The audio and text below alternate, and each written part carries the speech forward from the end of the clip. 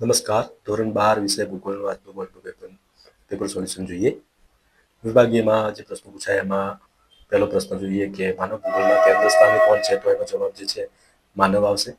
પ્રશ્ન નંબર 2, ભારતનું સૌથી ઊંચું જાતિ પ્રમાણ ધરાવતું રાજ્ય, તો એનો જવાબ જે છે હરિયાણા આવશે.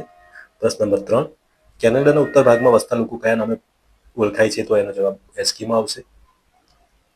પ્રશ્ન નંબર 4, સંદેશાવ્યવહારને ખૂબ સરળ બનાવનાર ઇન્ટરનેટ.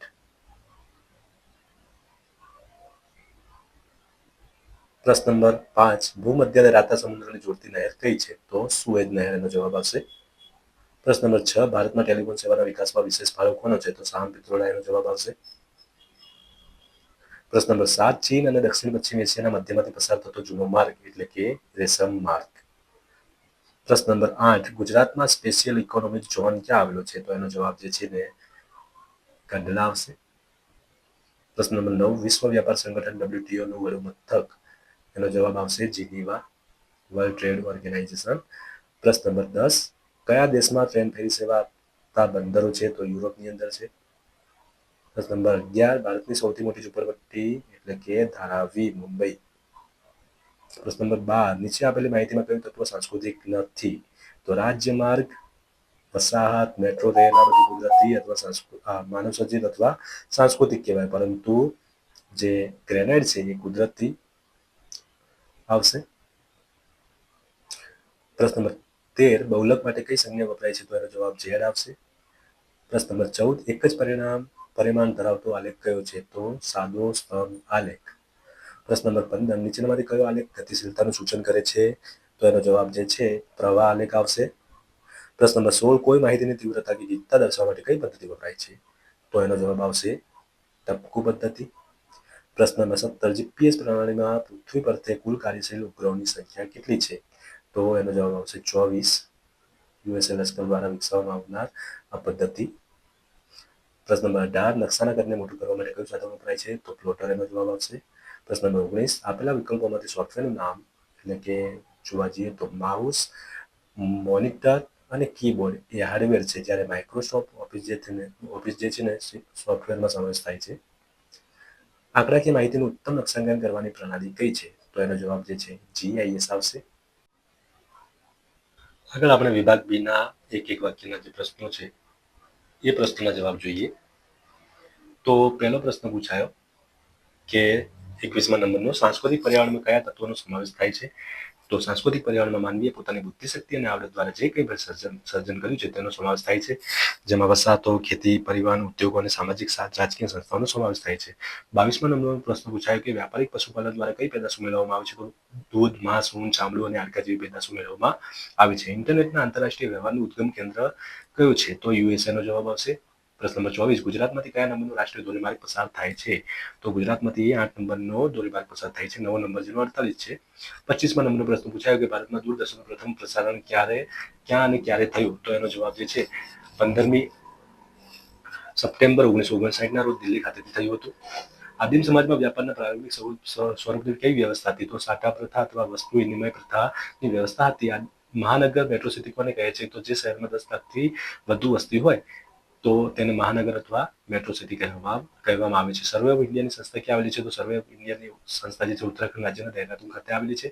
આલેખ એટલે શું, તો આંકડાકીય માહિતીને ચિત્ર રૂપે રજૂ કરવાની પદ્ધતિને આલેખ કહેવામાં આવે છે.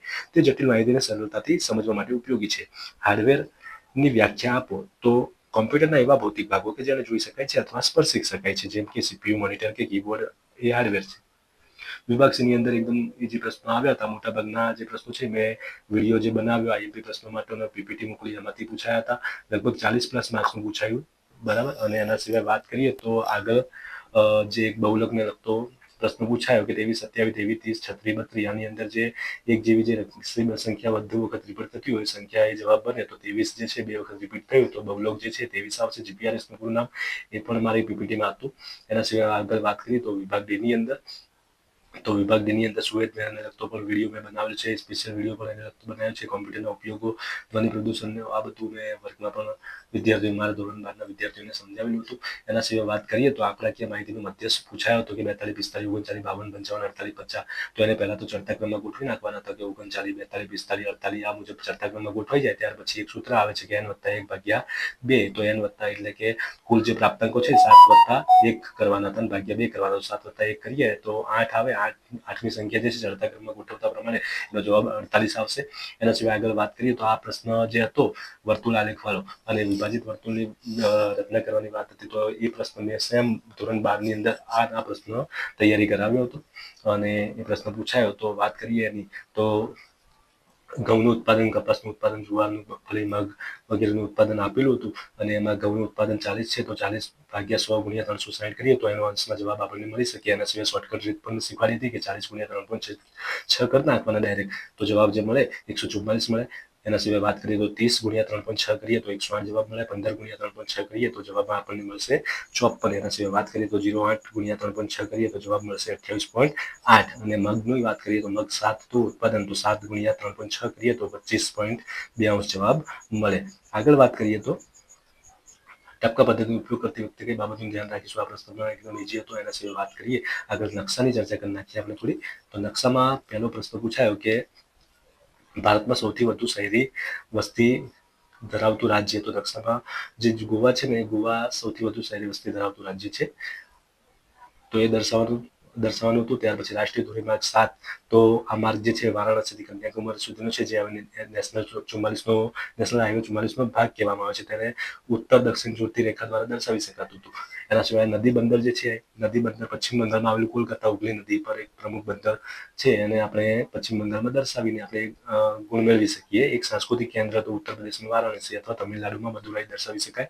આગળ વાત કરીએ તો સરદાર સરોવર ગુજરાતમાં નર્મદા નદી પર આ યોજના દર્શાવી શકાતી હતી. આ રીતે આપણે નકશાના પૂરેપૂરા ગુણ લઈ શકતા હતા. તો આજે આપણે જે ભૂગોળનું પેપર બોર્ડનું પેપર હતું એનું પેપર સોલ્યુશન પૂર્ણ કરી છે. હવે પછી નવા વ્યૂ સાથે ફરીથી મળીશું.